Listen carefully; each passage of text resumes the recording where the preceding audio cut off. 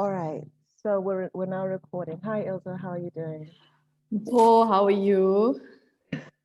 I'm doing well. Sunny in Joburg. Yeah, Thank you for agreeing to do this chat. Um, anytime. It's a privilege. it's also a privilege for me. I mean, we've known each other for a very long time, but this is probably I think it, sorry, I think it's going on 20 years now. no. It could be. It's 20 years, like it's 2001. My gosh. Mhm. Time flies when you're having fun, bruh. Oh, it's been years since I graduated. Oh my. Mm. Anyway, God, please don't include that in the Mm. podcast. But I mean, 20 years is a long time to know somebody, and Yeah. had many conversations over the years, but this is actually African Mobilities has actually been our first sustained collaboration. Um, Mm. and it began when, 3 years ago? Yeah, 2017. Yeah, No, please go ahead. no, it began when I got that beautiful email from you and Andres. I think it was sort of towards the end of the year. It was, you guys asked me for a bio, and then I sort of sent it. I didn't really know what was going on. And then eventually you came up with this beautiful project. And I was like, of course, I'm down. We're down. We're all down.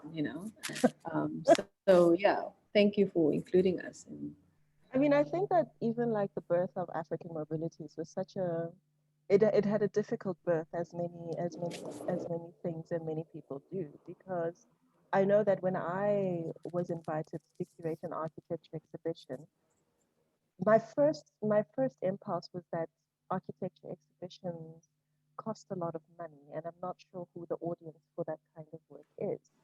Um, and I was quite certain that it was important for me, based on my own previous experience with Studio X Johannesburg, to build African publics for architecture content.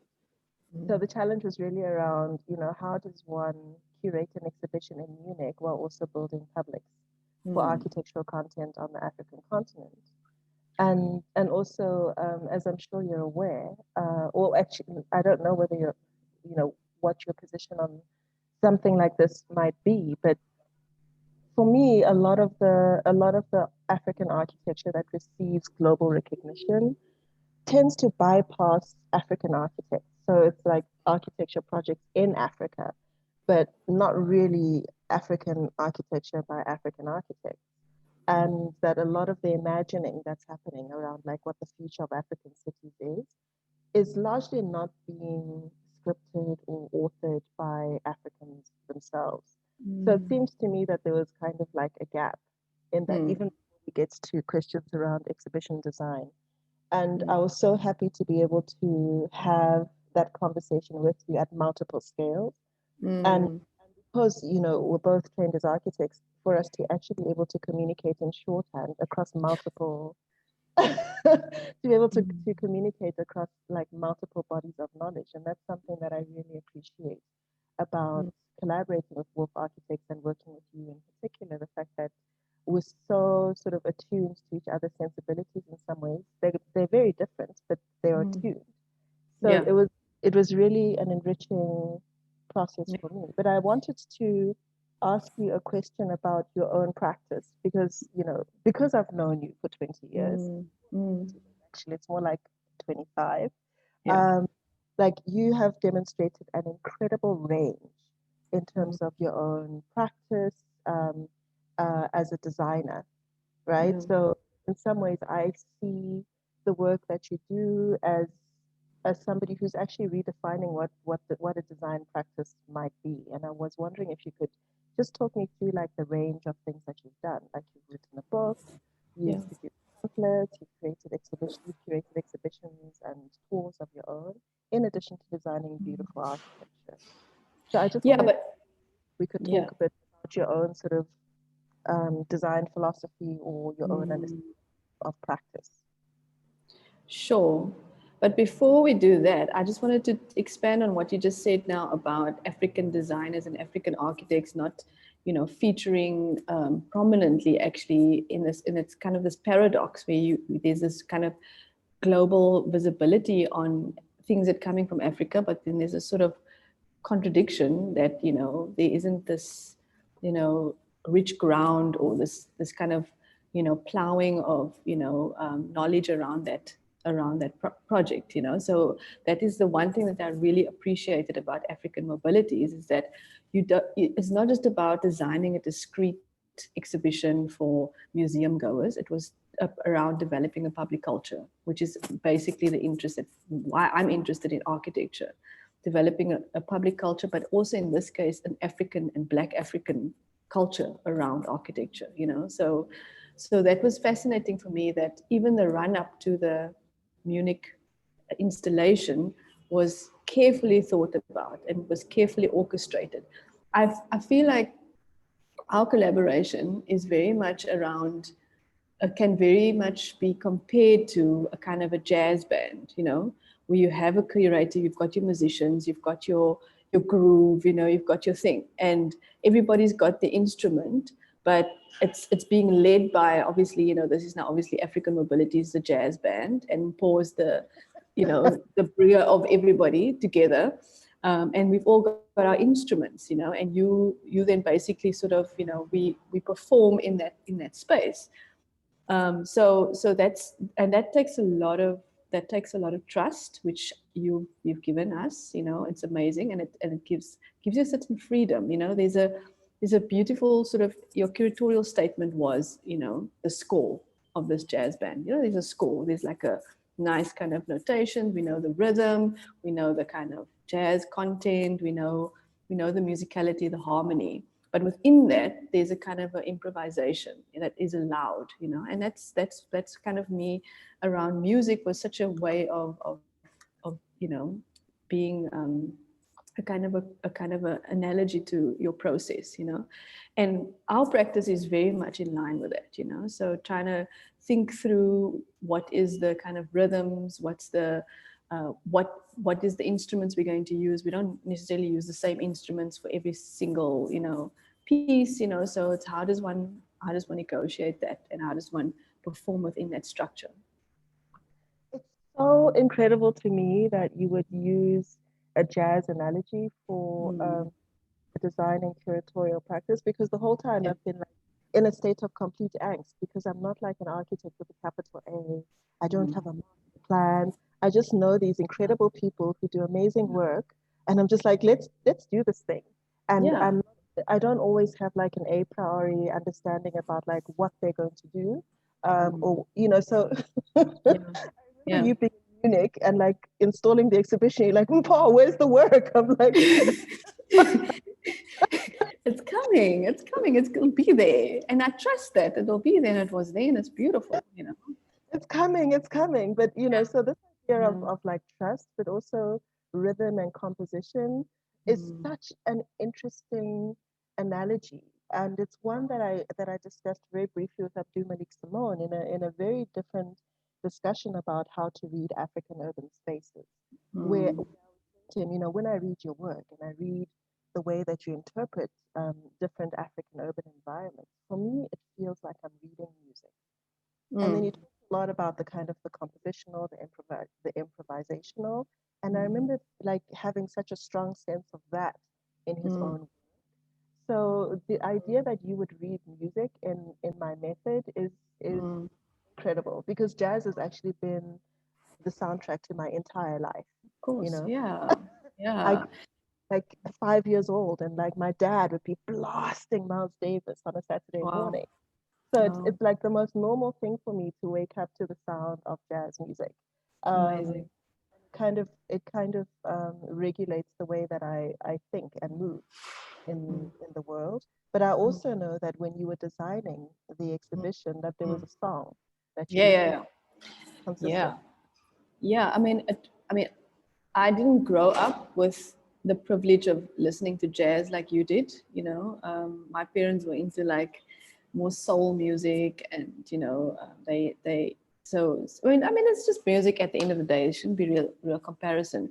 But I just kind of school myself in this kind of Miles Davis and Coltrane and Abby Lincoln and Mari Makeba, all these legends that I love now, I sort of learned through my own experience as a creative person, or the friends that I made through the kind of life that I've lived as an adult. So my childhood, I'm trying to actually like bring my kids up the way you brought up, the way you were brought up, you know. So Morning. sorry. Sorry. Are you blasting them with Miles Davis at like? Yeah.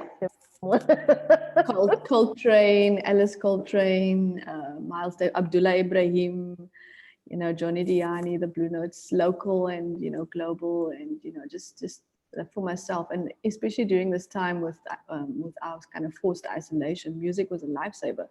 But to come back to your question around the soundtrack for African Mobilities, for me, was to listen to one instrument, which is the piano. I find the piano very soothing as a way of working through, you know, like this kind of single, you know, melody, and, you know, the piano, and in particular Moses Malulekwa.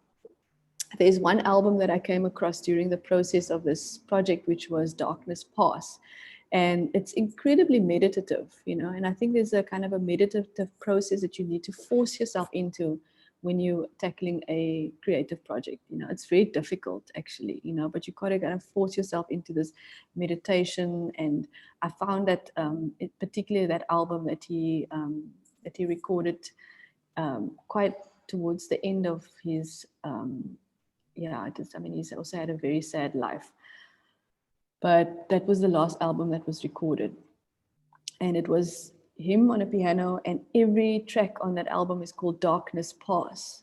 And the album's also called Darkness Pass, but there was, I think, track number 4, which is 23 or 27-minute long piano rendition. And it really helped me to just create that meditative space for African Mobilities, you know, because, you know, studios can be chaotic. Trying to manage that process and manage people, and you've got to make that silence, but the silence is also, it needs to be programmed, you know. I mean, I'm also thinking about the way that, you know, music is often described as the space between the notes, and how we were ideating or, you know, conceptualizing the exhibition design. My first impulse was that, you know, this idea of movement is different for racialized bodies, right? That it's never just a sort of straight line from point A to point B, but it's filled with like pauses and interruptions, and how the experience of the exhibition should also be about these moments of pause or these moments of interruption, and how that sort of really sort of permeated the entire sort of conceptualization of the space, how people move, the idea of pause at different moments was really interesting. And it was quite a shift away from some of the linear narratives that we've seen around, you know, museum narratives of South African history in particular, right? Yes. It's quite teleological in its structure. And at the end, there's like a ta-da moment. And everything is illuminated.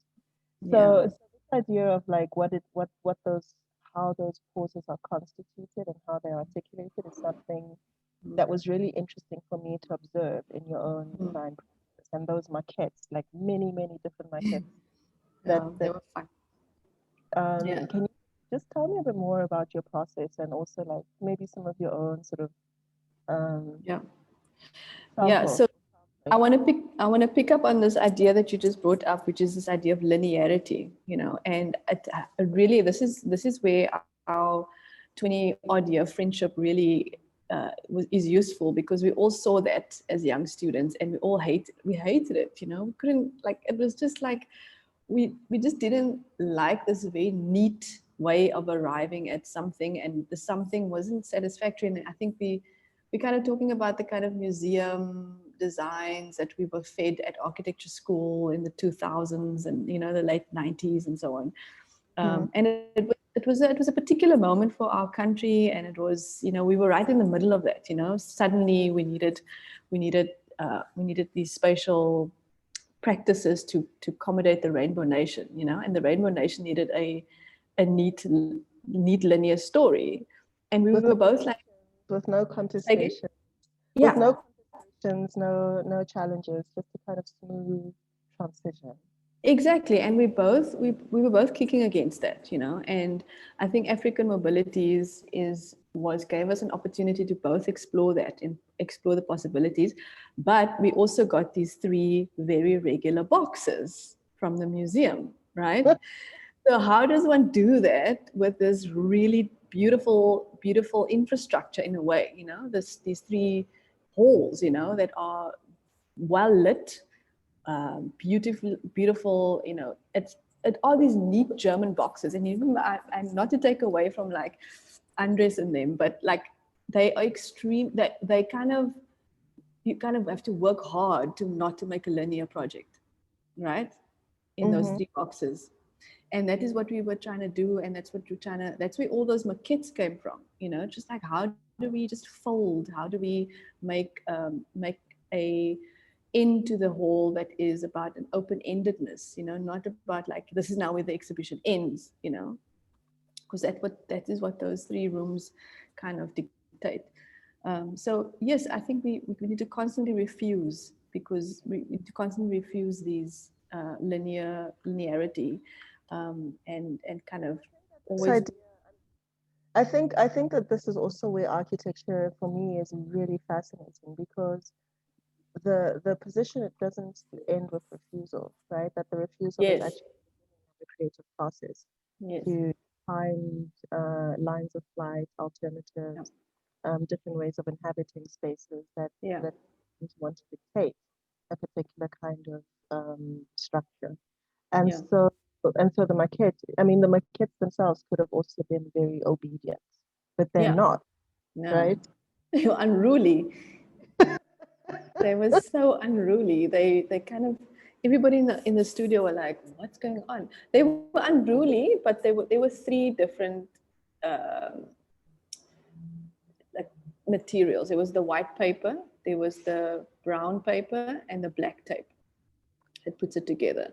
So they were kind of, it's exact.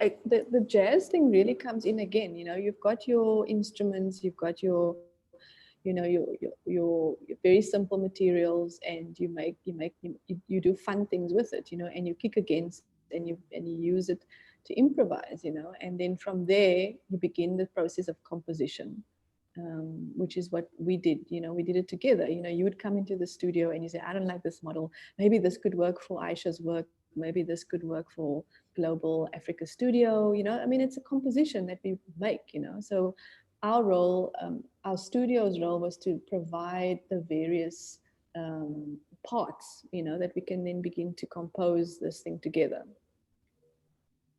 Because you were the leader of the band. Sure, sometimes I thought you were the leader of the band. I mean, you're not the leader of the, but I mean, Yeah, yeah. sorry, Careful. okay, we're still on. Yeah. I mean, what I really appreciated with that also is that in some ways, even the design process helps to shape the curatorial strategy, particularly Yes. relates to Munich, right? Because I was like, Yes. there are all of these locations, and none of them conform to some kind of like meta narrative. Like, not everything can Mm, be contained within a single narrative arc. yes. So even your whole process of sort of composition and finding linkages where I didn't necessarily see them Mm, was really helpful in terms of like sharpening it out. And it was also something that I felt you brought to to the practice and the exhibition, is this kind of the idea of the sensory, right? So you're like, mm, yeah, these projects kind of have an affinity, or there's a family resemblance around questions of water. And I had mm, never hadn't actually seen that connection in quite the same way, because I'm still actually trained to think in a very structural, superlinear way. So you're like, mm, yeah, Praia and Lagos are kind of related somehow. And that has something mm. with this The other, water. yeah, Yeah. with Aisha. And like water was always like such a strong element in the Mm, project, but mm, also, yeah. So does so the way mm, that able to sort of like reassemble the different fragments of these different places, because you know the experience of Africa is not singular, it's not totalized, it is actually a collection of fragments, and the themselves are not don't necessarily like line up with each other. The experience of or the understanding of mobility in Kampala, which is landlocked, is very different to what's happening in a city like Lagos. So figuring out these many different routes, these different trajectories was actually really beautiful, but it was in some ways also based in a kind of sensory experience. Which that's what we want. Is it? I don't know. Yeah, I mean, that's what we want, because talking about sensory experiences, we spoke a lot about this idea of delaying the experience, remember? You know, we wanted to have this, not this quick walkthrough, you know, which is the kind of norm with exhibition work. We wanted people to sit, we wanted people to read books, and that's where the Chimurenga Library came in very strategically, that we allowed for that space just to be, you know, we can just be quiet, we can chill, we can listen to music, we can watch a film, you know, we can look out the window. I mean, I would have loved it if we could have food and beverages in there, but you know, next time. And plants. Yeah. So there was a limit to that sensory experience, but we tried to kind of, you know, push as much as we could in that space and delay the experience. I think that the delay was a key, for me at least, a key concept. How do we get people to just chill? Because I mean, I can conceptualize delay, but to actually translate that into a spatial experience, I think requires a lot of skill. For me, the thing that was important was to put Chimurenga Library in the middle rather than as some kind of experience at the end of the exhibition, which was a major installation around delay. But what you actually encounter, like so this experience of delay had multiple registers in the design, which I really appreciated, right? That the sense of delay was in the way that you manipulate light. It was in the way you use different materials, the different levels of opacity and transparency that were apparent in the design. So that's where the maquette becomes really, really interesting in a way. Yeah, there were also a series of drawings, you know. As you know, the reason why I made a lot of models, because I can't draw. I can't draw. It's so difficult for me to draw these three-dimensional forms, you know, that they look convincing for me. So we'll make a sketch. I'll make a sketch, and it's quicker to make the model and try and draw up the model. You know, Heinrich is exceptionally good at drawing. So his method and my method really combined to make this kind of these concepts that we brought to the table, which is this idea of the delay and the experience and the ideas around sensory experience. So there's different ways of doing it. So I made excessive models just to hide the fact that I couldn't draw. And luckily, we have a studio where there are a lot of people that can draw. Maria, as you know, drew up a lot of the technical drawings. Heinrich drew some beautiful drawings as well, and we had renders, we had all kinds of stuff. And I mean, I had to find what am I going to do here, you know? So these little paper models became the thing. It became the contribution. But I mean, I'm interested in this idea of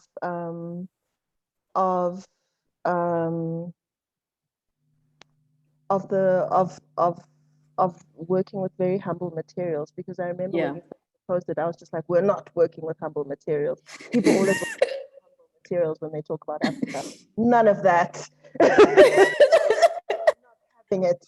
But it actually also freedom. And I've seen the way that you've done this with pamphlet as well, right? That this is also, it's not just an African Mobilities method, but it's something that cuts across many of your other practices. And I'm wondering what that does for you as a method and where it comes from.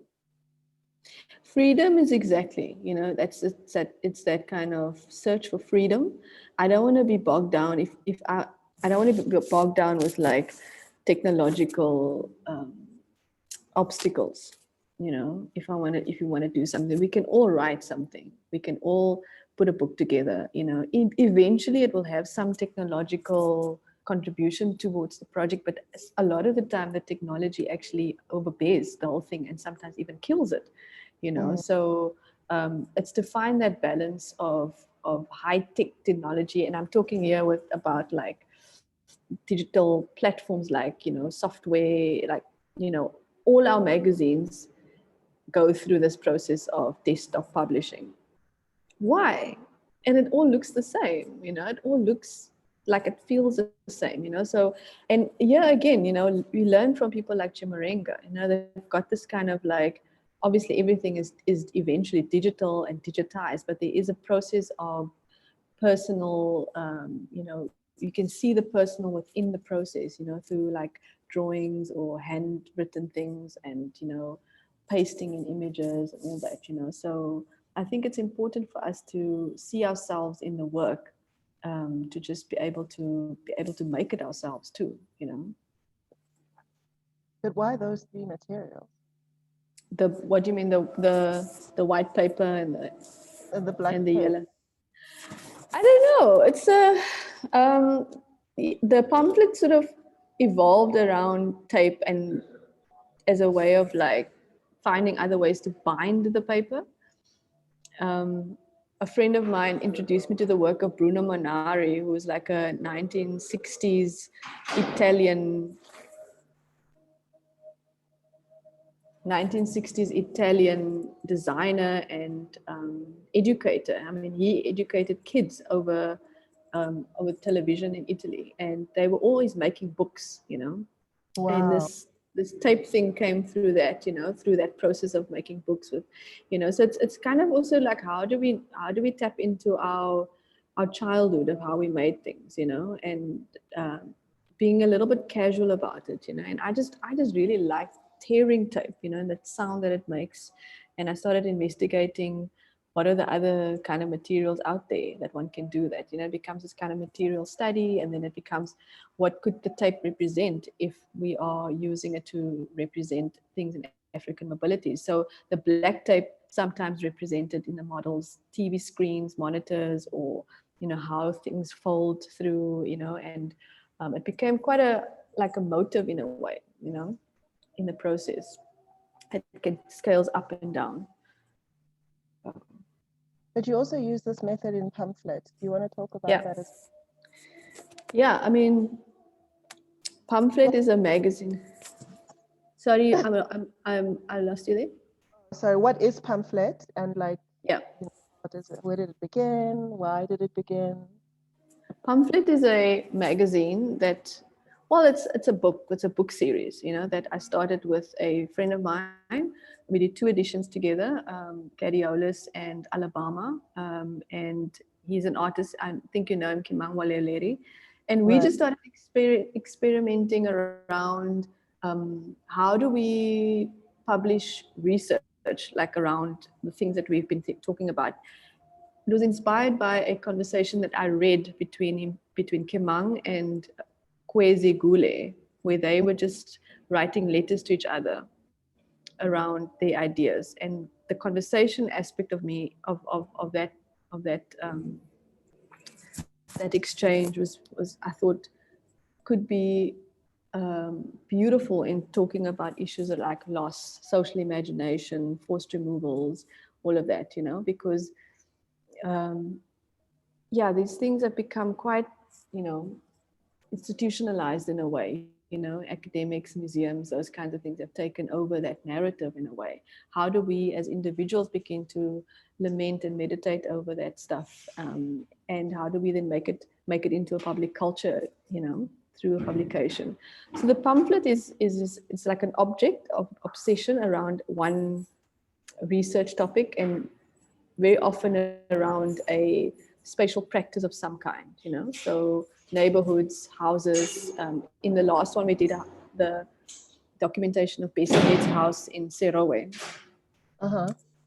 The last one we did was, The Chicago Biennale. yes, yes. Okay. So the obsession was her house in Serowe, you know. And thinking of her as an architect. So what then occurs from that, what occurs out of the publication are these interventions, or films, or,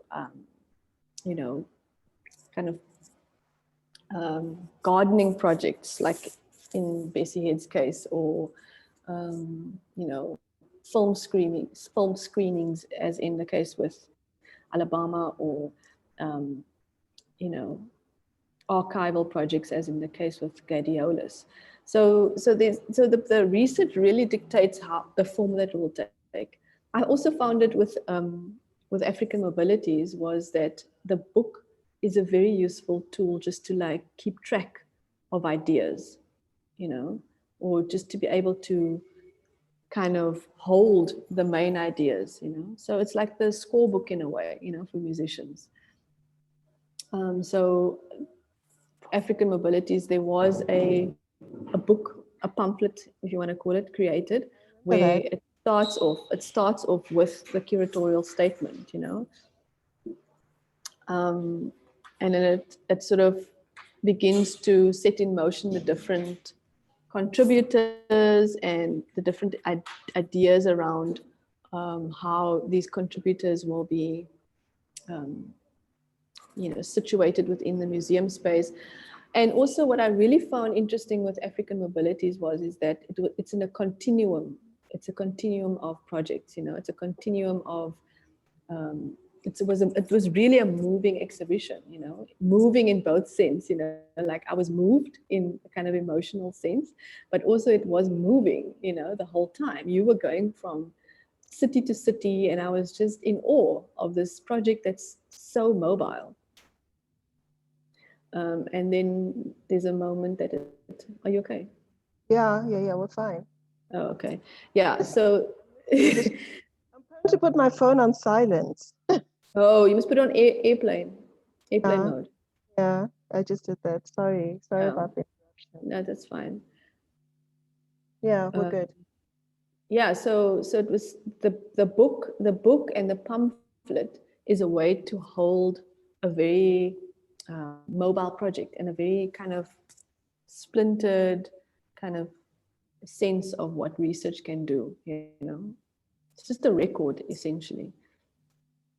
So it's also just such a beautiful way of producing an archive, right? That, especially for a project that has become even much more like the Munich stuff. A lot of the work was digital.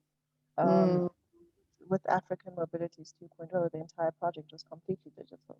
Yes. So the question around like how does one move from this kind of dematerialized terrain to producing an archive that can survive all of the technological disruptions that are ahead of us is an interesting way. And the fact that for you, even at the very inception of the project, it was like to produce this pamphlet and a document of the conversation is a very interesting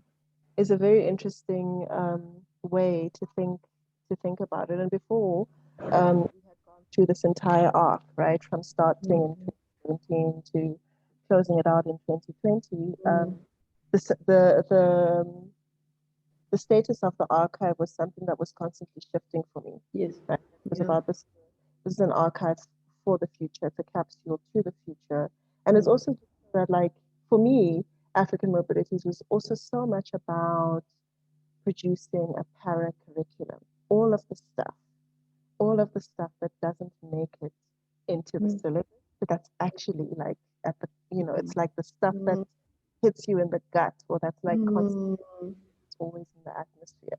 So it's like how do we capture all of the stuff that's happening in our urban environments, but that somehow doesn't seem to register in what is considered, legitimate architectural knowledge or urban knowledge.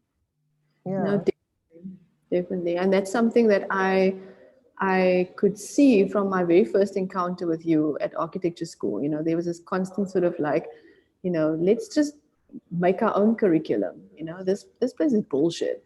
This place is bullshit. Just make our own shit. Sorry? I've been saying that for a long time. This is some bullshit. yeah, and it's I mean it's very necessary. It's very necessary. But I think what's also necessary is that you have to be able to say this is some bullshit and then Yeah, make a proposal, right? of It's not course, like say this is bullshit and leave it at that. That of when course. when you call bullshit, then you also, I think, have the responsibility Mm, to put something else on the table. And definitely. actually the act of putting something else on the table, that for Mm, me is a decolonial practice. of course, of course. Yes. Then And you it's not, did it. so I don't know. The band did it. African Mobilities, the band.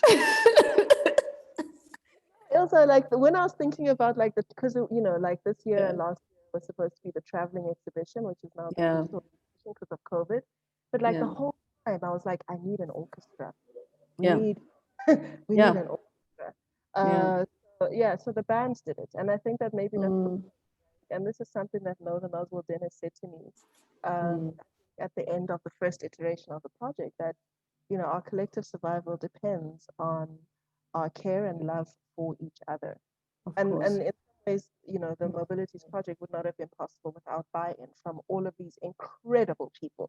Like I'm Yeah. still, like when I listen to the interviews or even have the interviews or have the podcast, I'm always like, why are these people talking? Yeah, yeah, And why yeah. are they on the platform? And I think it speaks to a desire and a need that we all have in our different locations to Mm, all of the things that are excluded in what is yeah, considered knowledge. yeah. And we did a lekker thing, man. We did a lekker thing. Okay. Does that conclude our discussion? I suppose we can go on for days, actually. To go on for days, but I think Mm. I don't know if there's a question you wanted to ask me, or if there's something you feel um, you want to include, or that you feel should be in the conversation that we haven't covered. No, I It think doesn't we spoke. be about mobilities, because the premise was really around, you know, both reflecting on what we did, but also like, how this might have fed into something else going forward. So Mm, um, for me, just like the pleasure of just watching you design and participating in that process was really, really rich, and also an act of incredible generosity, because you weren't mm, mm. trying to be architect with a capital A. It was deeply collaborative, um, which I think made the project possible. I don't know that it would have been the same project. It was difficult. It was freaking hard, but I don't It know if was it was hard. the kind of project Mm, with another kind of collaborator. So, yeah. so that was great. No, thank you for this. But I think for me, we've sort of spoken about the main aspects. This idea of a musicality, a kind of an anti-linearity, a kind of playfulness but seriousness. Around how we produce the work, Mm-hmm. and your intention of a mobile curriculum. So those are the main aspects for me that I wanted to cover, and feel like we did. Okay. Yeah, yeah. Cool. I mean, I guess what I hope is that, like my deepest hope is that the content that we were able to produce for the show, Mm. both as an exhibition in Munich, but also as a podcast series, will continue to serve as a resource for Yes. for other design students who might feel that there might be something missing um, Yes. Yes. in current discourse. And it was Yeah. also important that this is a discourse that is heavily rooted on the continent, Mm. that it's Mm. Mm. investing in and engaging with Yeah. discourses across the Yeah. diaspora, and maybe shifting the center of gravity around how knowledge is produced and who gets to circulate it, and which Mm. ideas get to be privileged. Um, Mm. hasn't succeeded in, because I don't own infrastructure or networks, but Yeah. it's a contribution to, I think, a much longer process around producing other things and calling Yeah. bullshit. Yeah. This is some bullshit. Okay. My phone just fell. All right, Ilze, thank you so much. Okay, thanks, Mpho. We must chat again. Are you coming to Cape Town soon or not? I would love to, but I don't know. Okay. When is Kim coming? I'm gonna switch this off. Okay, I'm gonna stop recording too. Mm. I don't know. It really